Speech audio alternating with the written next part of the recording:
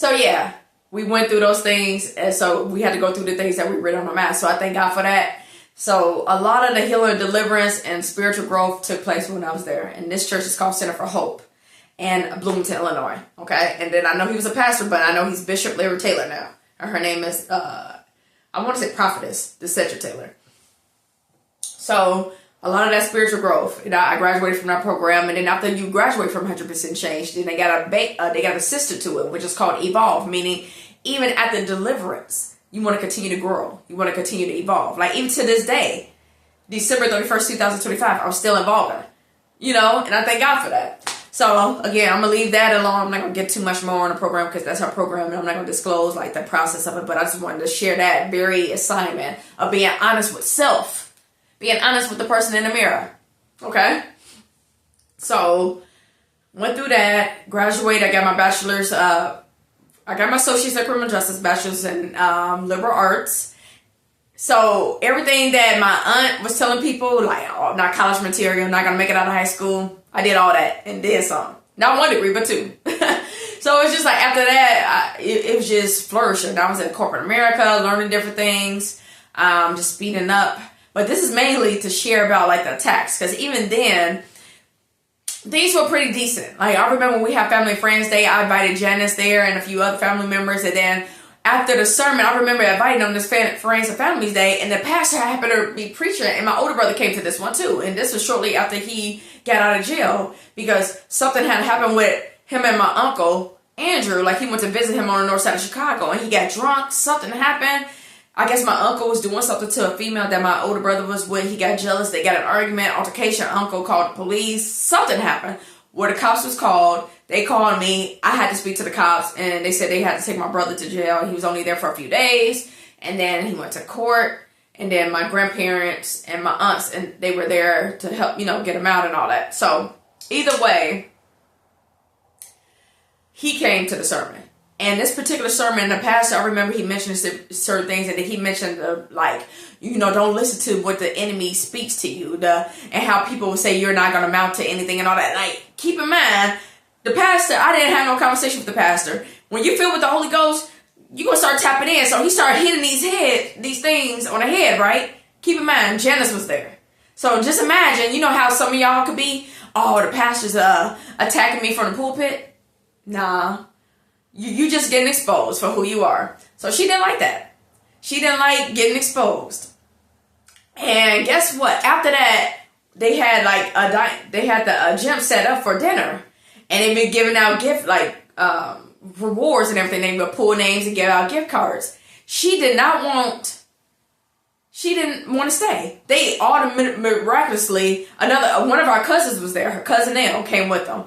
And Cousin Nell claimed that she had to head back to Illinois to go to church or to get ready for church and everything. But really, deep down inside, I'm pretty sure Janice had something to do with that. Because I'm like, because of the sermon, you feel some type of way? Now you ready to go with flying colors. So it was just something, man. Like, it was always something. So anyways, they end up leaving and all that and speeding up, graduated. Different things started going on, and I was like, okay, I was in corporate America. I'm like, after getting my BA, I'm like, I don't want to be in corporate America anymore. I want to do something different. So that's when I started getting into teaching, speeding up, did a little teaching, had an apartment. It was some housing situations going on. I had a roommate from church, and then that was going on.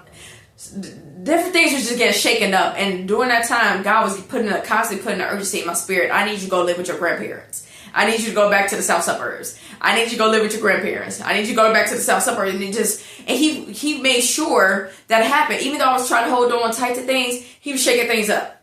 Things weren't working out. The jobs, either it was part-time, or we're not hiring her for full-time. Nothing was working out. So I was like, okay, finally I had to chalk it up, and I went to live with my grandparents. And I thank God I did, because this is the year where I found out my grandmother had cancer. She didn't want to disclose it to the family, but I knew something was off. After I started, staying there, living there. And I know my father wanted me to be there. So after living there and all that, I remember I was working at a school for autistic. So we were actually on a little break for Thanksgiving. And I remember, usually I would get up, go downstairs in the basement. And when you're in the basement, you can't really hear anything. And I was like, okay, I'm about to work out. and then come back upstairs to eat breakfast and all that. But this particular day, I got up later and I was like, I'm going to go in the kitchen and eat breakfast. And then my grandmother, she's big on cooking. She was big on cooking and everything. So she was in the kitchen prepping for the Thanksgiving dinner. And no, this was Christmas dinner. And I'm just sitting there talking to her. We just going back and forth talking. And then all of a sudden, and my grandfather was going at the time too. So she was more like a big mama. So she wasn't out and about all the time. So her knees were kind of bad and all that. And she had to take her time. And my grandfather fit. He was still working at the liquor store, even though I didn't suggest that because, he dealt with alcoholism. So like that didn't make sense. But he would, he was working at the liquor store. So he fit, getting around, moved around just fine. And so it was just me and my grandmother. And all of a sudden I'm talking to her, but I'm looking down eating, and then she stopped responding. And I'm like, Grandma.